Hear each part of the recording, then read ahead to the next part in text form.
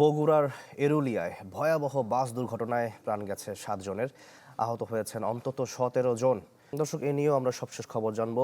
সরাসরি যোগ দিয়েছেন আমাদের সহকর্মী ফরহাদুজ্জামান শাহী। ফরহাদ, জানাবেন গুরুতর যাদের অবস্থা খারাপ তাদের এখন কি অবস্থা জানাবেন?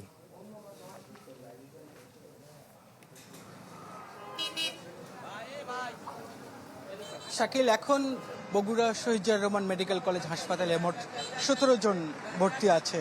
তাদের মধ্যে এখনও 2 জনের অবস্থা কিন্তু অনেক খারাপ, চিকিৎসকরা আমাদেরকে সেটি বলেছেন। এরই মধ্যে হাসপাতালে যে 21 জন ভর্তি করা হয়েছিল তার মধ্যে 4 জন মারা গেছেন এবং আরও 2 জনের অবস্থা খারাপ। এবং আমরা আরও যেটা জেনেছি যে আরও 2 জনকে কিন্তু বগুড়া থেকে ঢাকায় রেফার করা হয়েছে। আর এখানকার ঘটনা যদি বলি, এই জায়গায় নগদ নিয়ে এলো হার না মানা হার অফার।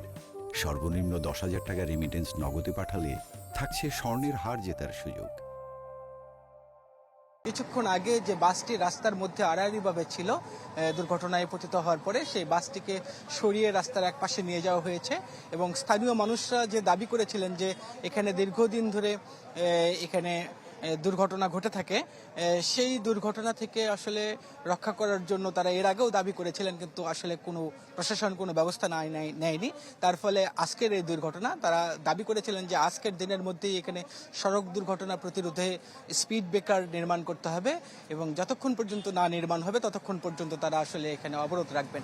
প্রায় 4.5 ঘন্টার 5 ঘন্টার মতো তারা অবরোধ করে রেখেছিলেন। তারপরে সড়ক বিভাগের কর্মকর্তারা এসেছিলেন এখানে এবং তারা কিন্তু সাথে সাথে এখানে স্পিড ব্রেকার নির্মাণ শুরু যখন করেছেন, তারপরে আসলে এখান থেকে এই বগুড়া নওগাঁ আঞ্চলিক মহাসড়কে যান চলাচল অনেকটা স্বাভাবিক হয়েছে। এখনও আমরা দেখতে পাচ্ছি যে এখন কিন্তু স্পিড ব্রেকার নির্মাণের কাজ চলছে। আর এই ভয়াবহ দুর্ঘটনাটা কেন ঘটেছে তার কারণ অনুসন্ধানের জন্য জেলা প্রশাসনের তরফ থেকে 3 সদস্যের একটা তদন্ত টিম গঠন করা হয়েছে, যেখানে এডিএম অর্থাৎ অতিরিক্ত জেলা ম্যাজিস্ট্রেটকে প্রধান করে একটা তদন্ত টিম গঠন করা হয়েছে এবং তারাই আসলে এখানে এটা তদন্ত করে দেখবেন যে কেন এই দুর্ঘটনাটা ঘটেছে এবং কেন এই জায়গায় প্রতিনিয়ত দুর্ঘটনা ঘটে এবং এর জন্য আসলে কি ব্যবস্থা নিতে হবে।